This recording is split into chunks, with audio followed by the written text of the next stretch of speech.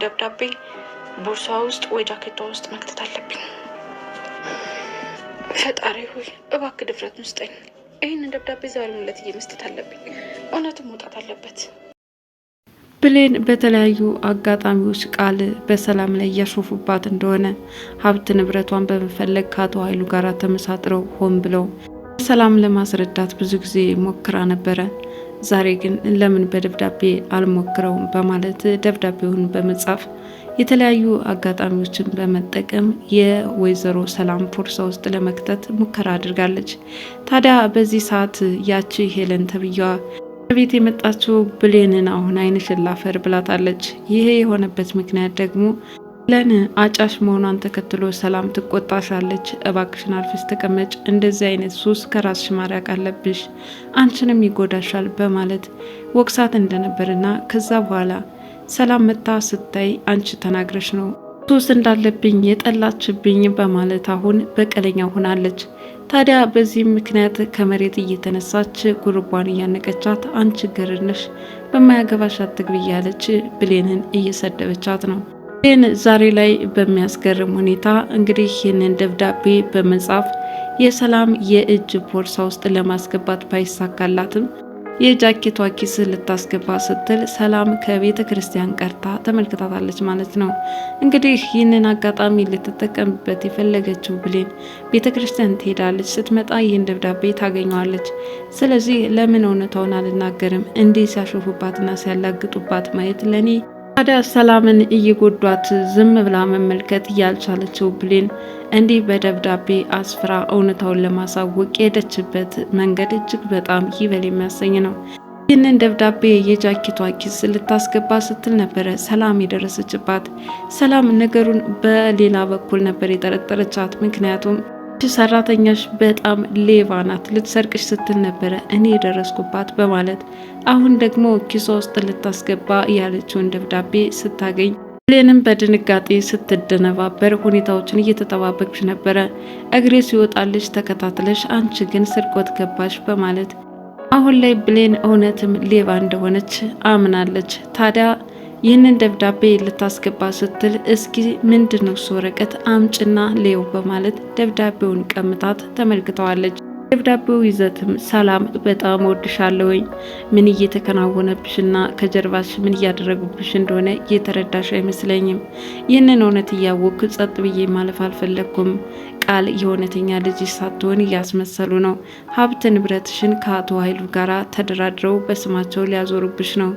እናም ተጠንቀቂ፣ ንቂባቸው። እነዚህ ወዳጆችሽ ሳይሆን ጠላቶችሽ ናቸው። ቃል እውነተኛ ልጅሽ እንዳልሆነች ይሁን ላስረዳሽ ፈልጋለሁ በማለት ኑዛዜ የሚመስል ደብዳቤ ጽፋላታለች ማለት ነው። ታዲያ ይህንን ደብዳቤ በጣም በድንጋጤ ሰውነቷ እጇም እየዛለ ነበረ የተመለከተችው። ሰላም ይህንን ደብዳቤ አንብባ ጨርሳ ምን ይፈጠር ይሆን?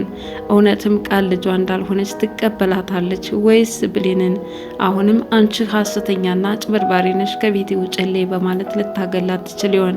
ሰላም የድራማ ድራማ ተከታታዮች እንደምናላችሁ በያላችሁበት በዓለም ዳርቻ ሰላማችሁ ይብዛ እያልኩኝ በባለፈው ክፍል እንግዲህ አቶ ኃይሉ ከእስር ቤት ወጥተው ሲመጣ ከቃል ጋር ነበር የተገጣጠሙት። ቃል የአቶ ኃይሉን ከስር መፈታት ስለማትፈልግ እንዴት መጣህ በሚመስል መልኩ በጣም ነበር የፈራችው። ታዲያ አቶ ኃይሉ ከእስር ቤት ከቆዩ በኋላ ጸባያቸው እጅግ በሚያስገርም ሁኔታ ተቀይረው ነው እየተቀበሏት። ይህቴ ልጅ በጣም ነው የማመሰግንሽ፣ እንደተጨነቅሽ እንዳሰብሽልኝ ይገባኛል። እናም የእስር ቤት ቆይታዬ እጅግ ብዙ ነገር አስተምሮኛል። እዚህ እስር ቤት በሚገባ የኑዛዜ ቀናትን አሳልፍ ያለውኝ ማለትም ከዚህ በኋላ በንስሐ ራሴን የማጥብበት ጊዜ ላይ ነኝ። እናም ብዙ ነገር ተምሬያለሁ በማለት ሰላምንም እያስመሰለ እናም መልካም ወንድም በመምሰል ነበረ ለሰላም እየቀረባት ያለው። ቃልም አቶ ኃይሉ እውነትም ከልቡ እንዳልተቀየረ ሁሉንም ተገንዝበዋለች ማለትም ልታምነውም አልፈለገችም። ቃልም በተደጋጋሚ የፍቅር ጥያቄ አቅርባለት ነገር ግን የሷን የፍቅር ጥያቄ ሳይቀበላት እንዲሁም በጣም ጎድቷት እንደነበርና አሁን ላይ ሴትነቴን አሳልፌ በሰጠው አንተ ግን በስሜቴ ላይ ነው የተጫወትክበት በጣም የምታናድድ ክፉ ነህ በማለት እየተሳደበች ነው። ታዲያ ስልክ ስትደውልልኝ መምጣት አልነበረብኝም በማለትም ያደረገችው ስህተት እንደሆነ ራሷን እየወቀሰች ነው። በበኩሉ እኔ ያደረግኩት ነገር ስህተት ነው፣ ብሌንን የመሰለች ቆንጅዬ ልጅ ከጎኔ እያለች እሷን ከንፈር መሳም አልነበረብኝም፣ እንደምንም ስሜቴን ተቆጣጠሬ መያዝ ነበረብኝ ይላል። ነገር ግን እሱ ሆን ብሎ እንዳላደረገው መቼም የታወቀ ነገር ነው። እሱ ግን ምንም አይነት ፍላጎት እንደሌለው መቼም የታወቀ ነገር ነው። ይህ ደግሞ ለስራቸው ያመቻቸው ዘንድ ከብሌን ጋር ተመካክረው እያደረጉት ነበር። ከቤታቸው ተደርባ የምትኖረው ሄለን እያጨሰች እንግዲህ በጣም ተቸግረዋል። በተለይ መኝታ ክፍላቸው ሰላም ወደዛ ክፍል ስትገባ የሲጃራ ሽታ እየሸተታት ነው። ታዲያ ይህንን ተከትሎ ብሌን አስቀድማ አስጠንቀቃታለች። ከኛ ቤት እንኳን እንዲህ አይነት ጭሳጭስ ይቅርና እባክሽን አርፈሽ ተቀመጭ፣ እዚህ አታጭሽ፣ በጣም ነውር ነው ስትል የነገረቻት ቢሆንም ሄለን በማያገባሽ አትግቢ፣ አንቺ እኮ ገረድ እንጂ የዚህ ቤት ባለቤት ኃላፊ አይደለሽም፣ እናም አርፈሽ ተቀመጪ፣ እኔን እንኳን ልትመክሪኝ ይቅርና ለራስሽ በሆንሽ ስትል ክፉኛ እያመነጫጨቀቻት ነው። ምንም ቀጠለች። የኔን ሰራተኝነት ተይው፣ እውነትሽን ነው አልክድም፣ ነገር ግን ይኸውልሽ ሰላም ካየችሽ ግን እዚህ ቤት ለመኖር እጅግ በጣም ከባባድ ነገሮች ሊፈጠሩ ይችላሉ። እናም ጸባይሽን አስተካክይ፣ አንቺንም ቢሆን እኮ ይጎዳሻል ስትል መከረቻት። ይሁን እንጂ ሄለን ያው ከሱስ ጋር ተጠምዳ መኖሯን ተከትሎ እንኳን የብሌንን ንግግር ልትሰማት ይቅርና በጣም እየናቀቻትና ስራንም መቀበል እንደማትፈልግ ነግራታለች። በዚህ ሁኔታ ግን ሰላም ወደዛ ክፍል መታለች። ምንድን የምታጨሽው? እኔ ቤት እንደዚህ አይነት ጭሳጭስ በፍጹም የተከለከለ ነው። ለምንድነው ስነ ስርዓትሽን የማትይዥ ብላታለች። ከብሌን ጋራ እንዲሰቅና ንቅ መሆናቸውን ተከትሎ ሰላም ቢሆን የሄለን ጸባይ የገባት ስላልመጣ ለምንድነው አንቺ ልጅ ግን እዚህ ቤት ስነ ስርዓት ይዘሽ መኖር ከቻልሽ ኑሪ፣ አለበለዚያ ወደ መጣሽበት ተመለሽ ስትልም ሄለንን ነግራታለች ማለት ነው። በሌላ በኩል እንግዲህ አቶ ኃይሉ ሄለን ሁሉንም ነገር ጠንቅቃ እንዳወቀች ሰምቷል። ይኸውም እንግዲህ ራሷ ቃል ስትቅለበለብ ነበር የነገረቻት። በማን አማካኝነት ነው ሄለን በእኔና በአንቺ መካከል ያለውን ሚስጥር ልታውቅ የቻለችው በማለት ጠይቋታል። እሷም ምን አውቃለሁ፣ ምናልባት ሳሚን ስለሚቀራረቡ ሳሚ ይሆናል አሳልፎ መረጃዎችን ይሰጣቸው በማለት ሄለን ሳሚ እንደነገራት አድርጋ እየተናገረች ነው። ራሷ እየወሸከተችበትን ግን በጭራሽ ለአቶ ኃይሉ መናገር አትፈልግም። ምክንያቱም በአቶ ኃይሉ በኩል ያስገድላታልና ያ የውሻ ልጅ ቆይ ይሰራለታለሁ፣ ጭራሽ ደግሞ የኔ አሽከር ሆኖ መስራት ሲገባው ለማንም የማይነገር ነገር እንዴት ይናገራል ሲልም እየዛተ ነበረ። ይህንን ማሳካት ስለቻለች ቃልን በጣም ነበረ ደስ ያላት። ምክንያቱም አቶ ኃይሉ ከዚህ በፊት እንግዲህ ስታደርግ የነበረውን እስር ቤት በደንብ ሰምቶ ነበረ። ማለትም ሀብት ንብረቷን የሰላምን ብቻሽን ልትወርሽ እንደሆነ ሰምቻለሁኝ፣ በጣም የምትገርሚ ልጅ ነሽ፣ ለዚህ ደግሞ እበቀልሻለሁ ሲል ያስፈራራ ሲሆን ቃል አይ እኔ እሱን እኮ ሆን ብዬ አይደለም ያደረግኩት፣ ራሷ ሰላም ናት፣ ሀብት ንብረቱ ይገባሻል፣ ልጅ መውረስ አለብሽ ስትል ነገሮችን ያመቻቸችው በማለት ኃይሉ ስትነግረው እንግዳውስ አብረን ሁሉንም ነገር እናሳካዋለን፣ እሺ እሷ ባላወቀ ከሆነ አሁንም ቢሆን የጀመርነውን ጉዞ ከናውን ይኖርብናል በማለት እንግዲህ ተያይዘው ሀብት ንብረቱን በቃል ስምና በአቶ ኃይሉ ለማድረግ ተያይዘው ወጥተዋል። ይህ ነገር ግን ዝም ብላ ማየት አልፈለገችም። ብሌን እያወቁኝ ሰላምን ሲያሞኟት እዚህ ሊያበቃለት ይገባል በማለት ደብዳቤውን ጻፈችው።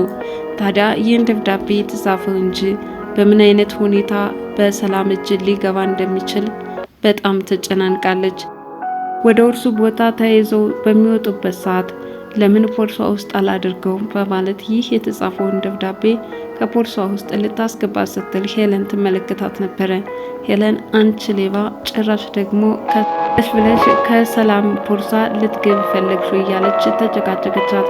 እሷም እኔ ሌባ አይደለሁም፣ ታዲያ ልሰርቂ ካልሆነ የሰው ፖርሳ ምን አስፈተሸሽ በማለት እየተጨቃጨቀቻት ነው። በዚህ ሰዓት ወዲያውኑ ሰላም ተከስታለች። ፖርሳዋን ረስታ ስለነበረ ክሽን ለሰላም እንዳትነግሪያት እያለች ሳለ ብሌን ሄለን ግን አዎ መስረቅሽን ነው የማልናገረው፣ ፖርሳዋ ውስጥ እኮ ልትወስድ ነበር እያለች ለሰላም አጋለጠቻት። ሰላምም ምን ማለትሽ ነው ደግሞ ይኸውልሽ ገንዘብሽን እኮ ልትሰርቅሽ ነበረ ስትል የበለጠ ነገሩን አጋጋለችው። ሰላም ግን ባልባሌ ነበር ያለፈቻት። የልጅን ጸባይ ያውቃታለሁ፣ አንቺ ግን አርፈሽ ተቀመጭ፣ ለምን ጸባይሽን አስማምትሽ መኖር አትፈልጊም አለቻት። በዚህ ሁኔታ የመጀመሪያው ሙከራው ሳይሳካላት ቀርቶ ቀጥሎ ወደ ቤተ ክርስቲያን በምትሄድበት አጋጣሚ ለምን ኪሷ ውስጥ አላስገባውም በማለት ጃኬቷ ውስጥ ልታስገባ ስትል ሰላም ተመልሳ መታባታለች። አንቺ ሌባ፣ አሁንም አየሁሽ፣ ይኸው እጅ ከፈንጅ አስኩሽ። ትናንትና ሄለን ስትነግረኝ አላመንኳትም ነበረ፣ አሁን ግን በደንብ ተረድቼሻለሁ። ለካም እስካሁን ድረስ ያንቺን ጸባይ አላውቅም ነበር እያለች ሰላም ከወትሮ በተለየ በጣም ተቆጥታታለች። ታዲያ ይህን ተከትሎ እትዬ እኔ ሌባ አይደለሁም አለቻት። ደብዳቤውን ከጀርባ ይዘው ሳለ እስኪሱ ወረቀት ምንድነው ያልሽው በማለት እጇ ላይ መነጠቀቻት። ታዲያ ይህ ደብዳቤ ምን እንደሚል እያነበበችው ነበረ። ታዲያ የዚህ ደብዳቤ ይዘት ቃል ልጇ እንዳልሆነች የሚያስረዳ ወረቀት ነው። ይህንን አንብባ ትረዳለች አትረዳም፣ ቀጣዩ ክፍል የምንዳስስ ይሆናል። ሌላኛው ቃልና ዳግም ፍቅር በፍቅር መሆናቸውን ተከትሎ ያው ብሌን ደግሞ አሳዳጊ እናቷ ገነት እንደሆነችና አሁን ላይ ዳግም ልጇ ስለሆነ እኔ እኮ ወንድሜ ማለት ነህ፣ ፍቅር ቦታ እንገኛለን ብለዋለች። ምን ችግር አለው? መቼም ተዋደድን እንጂ በአንድ የስጋ ዝምድና አልተዋለድንም። እናም እኔና አንቺ መፋቀራችን ምንም የሚያመጣው ችግር የለም ሲል ለብሌን አስረድቷታል። ብሌን ግን እኔ እንጃ አይመስለኝም፣ ሌሎች ሰዎችስ ምን ይሉናል? ምክንያቱም አንተ የገነት ልጅ ነህ፣ እኔ ደግሞ አሳድጋኛለች። ስለዚህ ወንድሜን ያገባው መስሎ ይታየኛል ስትል ለምን እንደያዛት መመልከት ችለናል። ዳግም ግን በፍጹም እንዳታስቢ፣ እንደምንም አሳምናታለሁ፣ ያኔ ሁሉም ነገር ፍቃድ ያገኛል ብለን ተስፋ እናደርጋለን ይላል። ብሌን በበኩሏ ለራሱ የምትለው ነገር አንዳንድ ነገር አለ። እባክህን ዳግምን ከፊቴ እንዳታርቅብኝ፣ በጣም የምወደው ይሆነኛል ብዬ የሚያስበው መልካም ሰው ነው እያለች ለትዳር የምታስበው ወንድ ራሱ ዳግም እንደሆነ እያወራች ነው። ዳግምን በበኩሉ ብሌንን ማጣት አልፈልግም፣ ይህ ከሚሆን ሳላውቅ በቀረብኝ እያለም ነበረ። እንግዲህ በዚህ መልኩ የዳግምና የብሌን መዋደድ እንደቀጠለ ሲሆን ቃል ደግሞ ነገሮቹ ተወሳስበውባታል። በቀጣይ ክፍል አብረን የምንመለከት ይሆናል። ዛሬ አደራ ድራማ ያቀረብኩላችሁን ይመስል ነበረ።